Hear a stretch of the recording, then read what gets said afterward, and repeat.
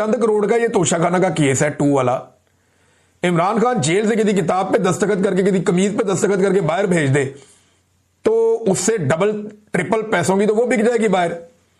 जितने का केस किया हुआ इमरान खान के ऊपर, इन्हें शर्म भी नहीं आती। देखिए वैसे भी आसान नहीं होता झूठी गवाही देना।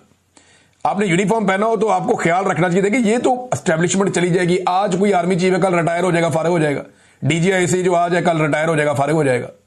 बाजुआ भी तो देखे ना, जमीन आसमान एक किया हुआ था, ये भी ताकत वो भी ताकत, उसके कपड़े उतार, उसको नंगा कर, उसको मार, इसको जेल में डाल, औरतों को घसीट। बाजुआ ने सारा कुछ किया ना, फिर गया ना, देखो टके की औकात नहीं है अब। इसी तरह जो आपका नदीम अंजुम था, उसने क्या कुछ नहीं किया पाकिस्तान के अंदर। मैं उसके दौर में जबरी तौर पे मुझे आईएसआई ने लापता किया था, किधर गया वो? आए ना, सामना करे आप कहीं पे, दुनिया के किसी कोने में आ जाए, मैं चैलेंज करता हूं, आ जाए नदीम अंजुम, सामना करे मेरा, बात करके दिखाए। टके की औकात नहीं रही तो ये फारिग हो जाते होते हैं लोग। लेकिन इदारा जो है ना वो मौजूद रहता है। इदारे की क्रेडिबिलिटी के ऊपर उंगली नहीं उठनी चाहिए। डिक्टेटर तो अपनी हरकतें करते हैं, हमेशा करते हैं। ये जो 2 फौजी अफसरान ने किया, मुझे इसकी बड़ी तकलीफ हुई है। मेरे दिल में बड़ा एहतराम है इस यूनिफॉर्म का कि ये यूनिफॉर्म कुर्बानी देती है, इसके ऊपर खून गिरता है, ये गोलियां खाते हैं, बम धमाकों में लड़ते हैं, बॉर्डर पे लड़ते हैं, वतन की हिफाजत करते हैं। लेकिन झूठी गवाही बड़ी नामुनासिब बात, कोई दुनिया में तस्लीम नहीं करेगा। और बिल आखिर जो है वो जब कोई भी काम नहीं आया तो यूनिफॉर्म वाले बंदों को लाकर सामने खड़ा कर दिया। ये ज्यादती इदारे के साथ की गई है और इदारा ये दाग नहीं धो पाएगा कि पाकिस्तान की तारीख के सबसे मकबूल वजीर आजम के खिलाफ 2 फौजियों को जो यूनिफॉर्म थे, उन दोनों को पेश किया गया अदालत में कि इसके खिलाफ गवाही दो। अंदाजा करें आप, यानी आजम खान इनके काबू नहीं आया, सिविलियन इनके काबू नहीं आए, तो अब इनको यह करना पड़ा। ये नाज़रीन सूरत हाल है। इमरान खान साहब ने जो पैगाम भेजा उसमें आसिम मुनीर साहब के नाम सबसे पहला पैगाम था। अलीमा खानम लेकर आई है। इमरान खान ने आसिम मुनीर को बराह रास्त पैगाम भेजा। ये मैं इमरान खान का पैगाम आप तक पहुंचा रही हूं। जो इमरान खान ने कहा है कि आपने जो हमारी जेल में हमारे साथ जुल्म हो रहा है, जो मेरे साथ और बुशरा बीबी के साथ जेल में हो रहा है, ये मेंटल टॉर्चर है।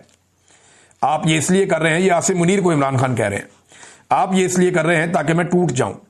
हमारी मुलाकातें सारी बंद हैं, फैमिली के साथ मुलाकातें बंद है। इस वक्त इनको किताबें नहीं दी जाती, बच्चों से बात नहीं करने दी जाती।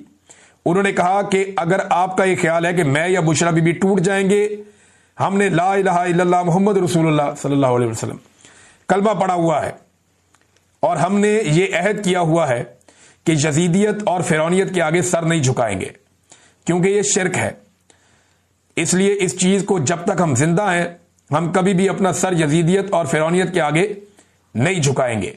अच्छा, इमरान खान साहब जो कलमे की बात करते हैं, यजीदियत और फिरौनियत की बात करते हैं, तो साथ ही मुफ्ती मुनीब साहब को लॉन्च कर दिया जाता है। मुफ्ती मुनीब साहब ने एक जिंदगी गुजारी है, एक आलम दीन थे, उनकी बड़ी इज्जत है पाकिस्तान में, लेकिन इद्दत जैसे घटिया केस के ऊपर इनकी जबान नहीं खुली। ये चुप करके बैठे रहे केस वट के, इन्होंने बात ही नहीं की। दीगर इतनी इतनी ज्यादतियों ही खवातीन को सड़कों पे घसीटा गया, जलील किया गया, ये नहीं बोले। यास्मीन राशिद 70 साल से जायद उम्र की खातून, जेल में उन्होंने डाला हुआ है, जुल्म और बर्बरियत हो रही है, नहीं बोले।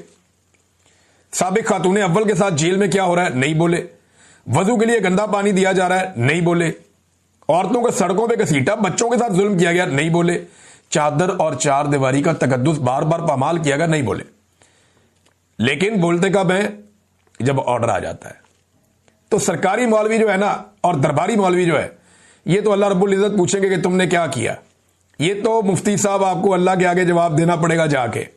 सारी जिंदगी आपने गुजार दी, हम आपकी इज्जत करते थे, लेकिन एंड ऑफ द डे, वैसे ये बड़ी जबरदस्त कहावत भी है एक और कॉल भी है कि आखिर में जाके सारे एक्सपोज हो ही जाते हैं। तो आप एक्सपोज हो गए, पता चल गया कि आप कहां से ओहदे लेते थे और कहां आपके ताने बाने जुड़े हुए थे। आज आप उनके हुक्म के ऊपर इमरान खान पे तनकीद करते हैं, निश्तर पे बरसाते हैं और मजहब को बतौर हथियार इस्तेमाल करते हैं। तो इमरान खान तो झुकने वाला नहीं है, लेकिन आप बहुत बुरी तरह एक्सपोज हो गए मुफ्ती साहब। आप जुल्म और जबर के खिलाफ नहीं बोले, बल्कि जालिम के साथ खड़े होकर मजलूम के खिलाफ आपने आवाज उठाई। देखिए अब आपके साथ कुदरत करती क्या है। नंबर 2, इमरान खान साहब और क्या कह रहे हैं। दूसरा पॉइंट याया खान के ऊपर है कि फौज ने याया खान को इलेक्ट नहीं किया था, उन्होंने फौज का कंधा इस्तेमाल करके अपनी पोजीशन इस्तेमाल की। उन्होंने ये सोचा कि मैं अपना 10 साल इक्तदार लंबा कर लूंगा, लेकिन वो इलेक्ट होकर नहीं आए थे। इसके बाद क्या हुआ, उन्होंने जुल्म का निजाम शुरू किया, और जब आप जुल्म करते हैं उसके नताइज देख लें कि पाकिस्तान टूट गया। आसिम मुनीर साहब, आपको मैं ये कहना चाहता हूं, अब ये दोनों के अंदर इमरान खान साहब मुमासलत बता रहे हैं। आसिम मुनीर साहब, आपको मैं ये कहना चाहता हूं कि इस वक्त फौज ने आपको इलेक्ट नहीं किया है। आप ये सोच रहे हैं कि आप फौज के कंधे के ऊपर आप यहां 10 साल बैठेंगे। पाकिस्तान के अंदर इस वक्त जो हालात जा रहे हैं, आप इस पर पहले फोकस करें कि आपने इस इक्तदार को लंबा करने के लिए क्या क्या कुछ नहीं किया।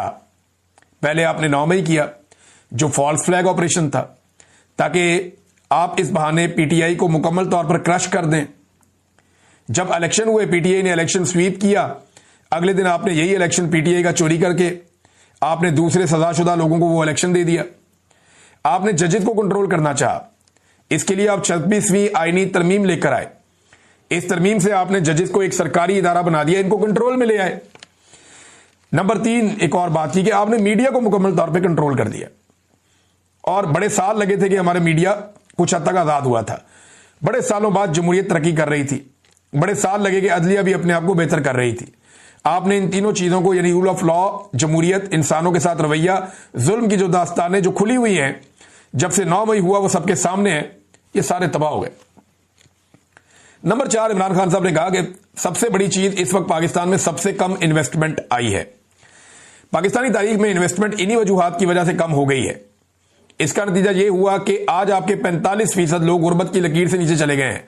ये तो खान साहब पिछली रिपोर्ट बता रहे हैं ना, अब नई रिपोर्ट आई ना सैलाब के बाद, तो पता चलेगा कि ये लोग 50% से भी बढ़ गए हैं, जो पाकिस्तान में इस वक्त गुर्बत का इंडेक्स है।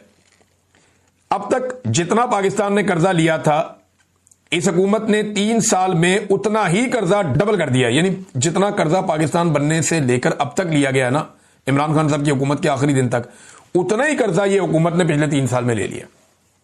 ये सिंपल मैं आपको करूं, मैंने थोड़े दिन पहले आपको बताया भी था, थोड़ा ही फर्क रह गया बिल्कुल। जितना कर्जा पाकिस्तान बनने से लेकर इमरान खान के दौरे हुकूमत तक पाकिस्तान ने लिया, 70 सालों से ज्यादा की एक तारीख है, 75 साल तक जितना कर्जा पाकिस्तान ने लिया, उतना कर्जा इन्होंने 3 साल में ले लिया। यह है आसिम मुनीर साहब की और शहबाज शरीफ साहब की मुश्तरका कारकर्दगी।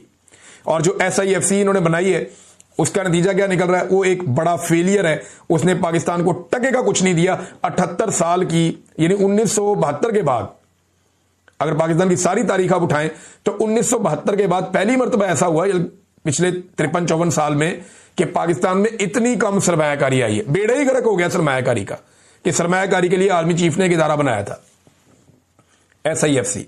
ये तो हालात है। अच्छा, इसके बाद जी वो कहते हैं कि $47 बिलियन था पहले, अब $90 बिलियन तक चला गया है।